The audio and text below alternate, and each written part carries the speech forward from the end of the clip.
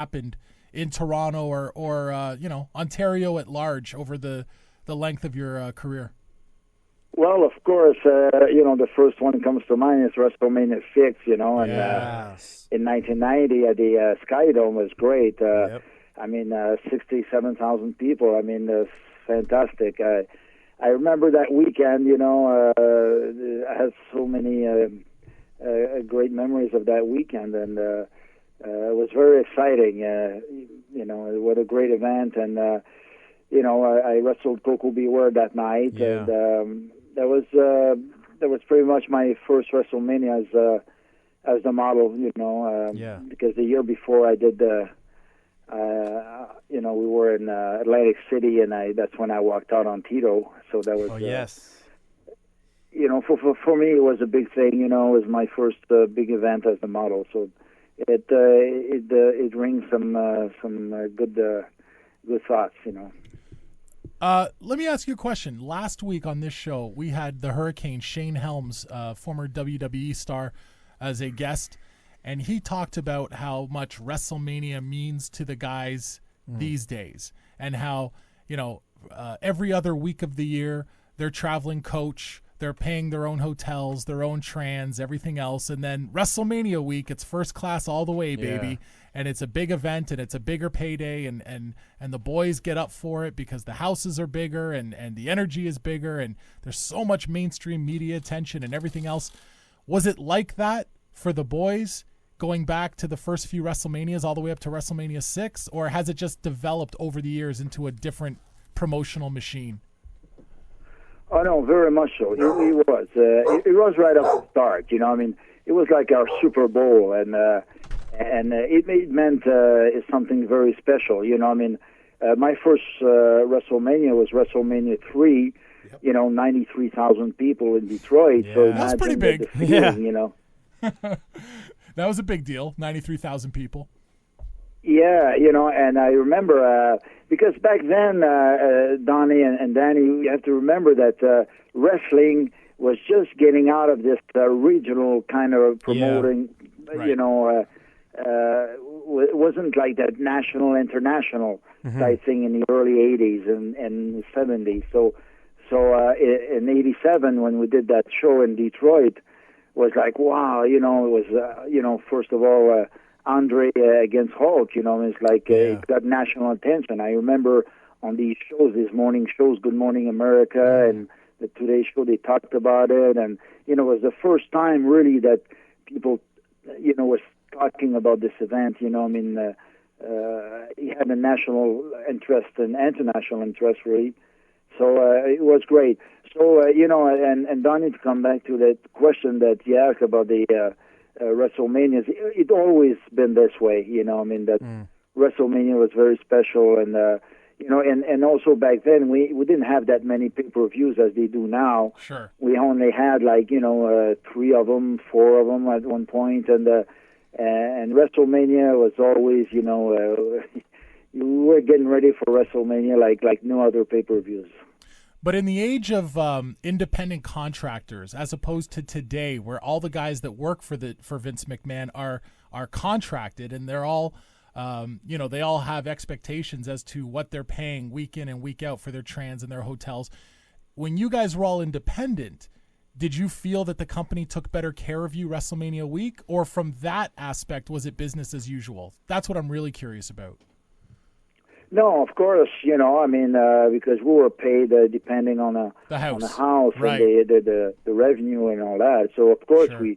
we did a lot more, and also we were coming out of those years in the '70s and all that where we're just regional promotions, and the money wasn't that great anyway, and we did all right, but not that like when Vince took over and Vince really transcended the wrestling business into something that we never thought would be possible. So it's great to be part of that. And also, Vince with all these cameras, and he had the NBC, when we did the Saturday Night Main Event, and to be part of that kind of production, we never never were. It was new for us, this kind of production, and it was fantastic. We were seeing wrestling evolve into this big international outfit. It was fantastic. And the only reason I really asked the question, Rick, just to sort of clarify, is because just this past weekend I was listening to some old archives of interviews I'd done many years ago, and I pulled one up with Davey Boy Smith, and he talked about how leading up to WrestleMania 2, he can remember working and doing TVs and getting $35, $40 leading up to WrestleMania 2. And he said when the payouts came for WrestleMania 2, he couldn't believe what he saw and thought, okay, now this is what I was expecting. Mm-hmm. Yeah, of course. And also you have the merchandising also that was that came along with that. We never had anything like that ever in wrestling up until the WWF came those years. So it was great. We of course the money was great, and but the traveling was really, really hard. I mean, nowadays guys they do 3-4 days on the road and that's it, and they go home for 3 or 4 days. And back then I remember we used to wrestle 32 days in a row, and go home for 4 or 5 days, go back on the road. And then I remember these weekends where we'd wrestle like on a Saturday afternoon. We'd wrestle in LA. We'd rush after the show at Saturday afternoon. We'd rush to the airport and then fly a commercial and wrestle that night in San Francisco. Then the next day, Sunday afternoon, we'd be in Chicago, wrestling in Chicago in the afternoon, and then wrestling Sunday night in St. Louis, And then it would go on like that. I mean, it was crazy. And the next day we'd go to TV tapings. We'd wrestle 3 times that night, and it's crazy. I mean, guys would get hurt, and it's too much for our bodies and for our minds. I mean, the family life and everything was taking a beating. And I remember also, we would go wrestle in Europe, and I remember the first couple of times we come back from Europe, we had automatic 5-6 days off, to recuperate from the jet lag and all that. And then that lasted maybe, 2 times. And then after that was it, no more days off after Europe shows. I remember we'd be in Berlin one night and then fly into, and wrestle New York that night, as you get in the States. And the guys would be sleeping on the floor. Okay, Rick, go, you're on now, next, go, and oh my God, it's crazy, it's just, but the demand was so strong, and Vince, I guess, wanted to please everybody that were asking, and that was it, but then he, guys were getting hurt very often because, your body was just, broken down, and so he pulled off a little bit, after a couple of years, but still we had a kind of really hard schedule compared to today. See, and Dan, I know you want to ask Rick Martel a question, but our producer Gordo just walked out of the room, and Gordo always says when he's busy, "Man, I'm grinding. Yeah, I'm grinding." That's grinding. That's legit grinding. 45, 50 nights in 32 days. That's grinding. I gotta know what's some. Oh yeah.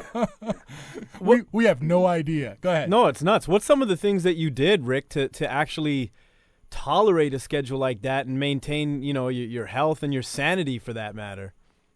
Any tips or secrets? Because I can't understand how you did it. Oh well,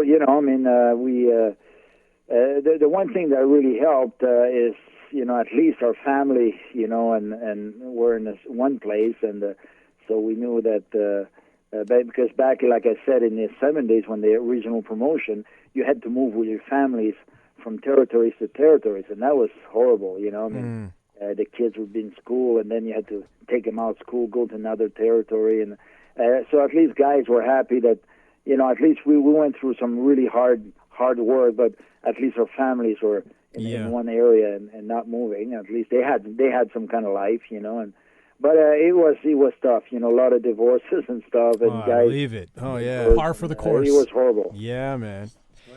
I wanted to know about this, man. You know, no matter the event in Canada, it always seems like wrestling has always been, you know, so well loved, and it's a very special thing here. But because you're Canadian, can you speak to your experiences when you travel internationally?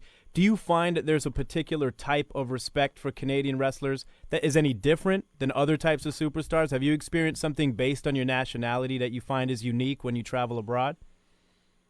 Well, Canadian wrestlers are always looked, very highly. You know, they really had a great reputation because, you know, I mean, especially in the early days, you know, we had the international champions. There were so many from Canada. You know, I mean, it was just. Nowadays, there's not that many because of, you know, because even when I first started, you know, as a young wrestler at 17 and 18 and all that, it was hard to get in the States because of a working visa. You know, you needed a visa to go to the States and make a name for yourself. So, of course, it was hard to do back then.